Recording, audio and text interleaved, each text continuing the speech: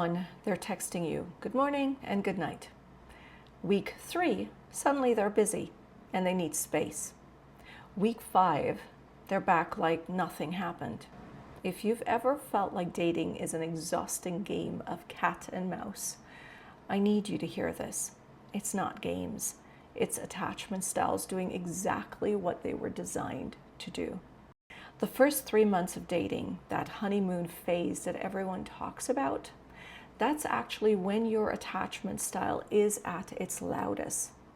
Your nervous system is scanning for danger, testing for safety, and it's running on programs that were installed when you were just a child, too young to even remember.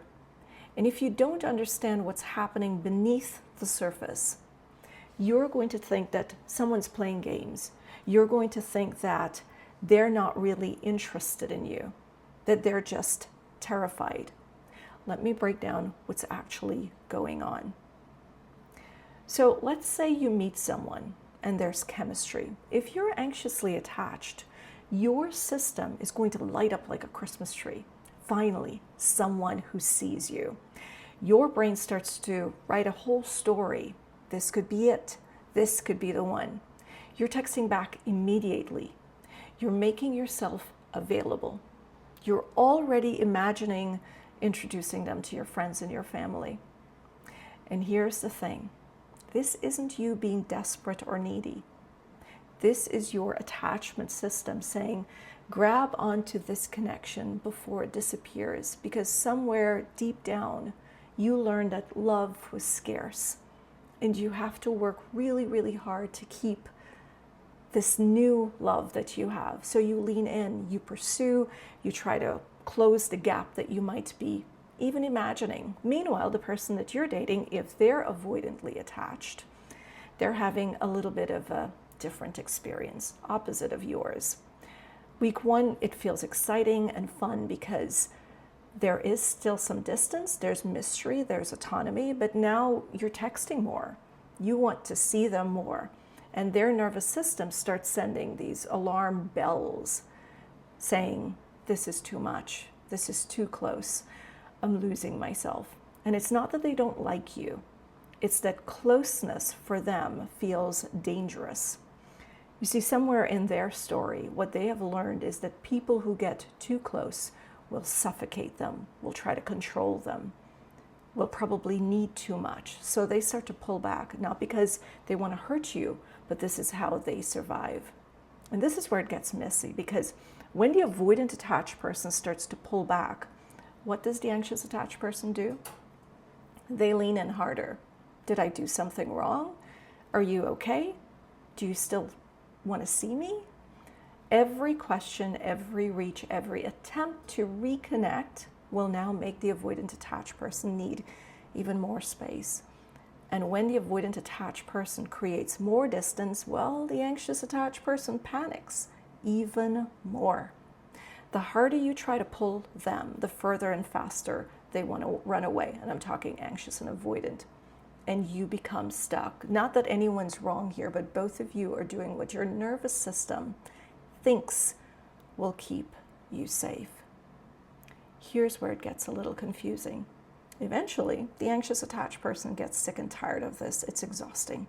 They stop chasing. They go quiet. They start to move on. And the moment that happens, the avoidant attached person's system flips. Suddenly, the distance feels too far. Wait, where did you go? I thought we had something good. They text. They want to make plans. They seem interested again. And the anxious attached person thinks, finally, and leans back in, and the whole cycle starts all over again. And this can go on for months. I've seen it happen for years. Both people are confused. Both people are hurt. Both people convinced that the other one is the problem. So here's what I need you to understand. The anxious attached person isn't clingy. They're not desperate or too much. They're running a program that says that connection equals survival, and I have to fight for every scrap of it. The avoidant attached person isn't cold, emotionally unavailable, or playing games with you. They're running a program that says too much closeness means that I'm going to lose myself. So I have to protect my autonomy at all costs. Both programs would make perfect sense when you understand where they come from. The anxiously attached person likely had inconsistent caregiving. Sometimes their needs were met, sometimes they weren't. So they learned that in order to have their needs fulfilled, they have to amplify their grasp. The avoidant attached person likely had caregivers who were intrusive or dismissive or made them feel like their needs were going to be a burden. So they learned to shut down their needs entirely. These aren't character flaws. These are ways that the avoidant attached and the anxious attached learned to survive, and it served them.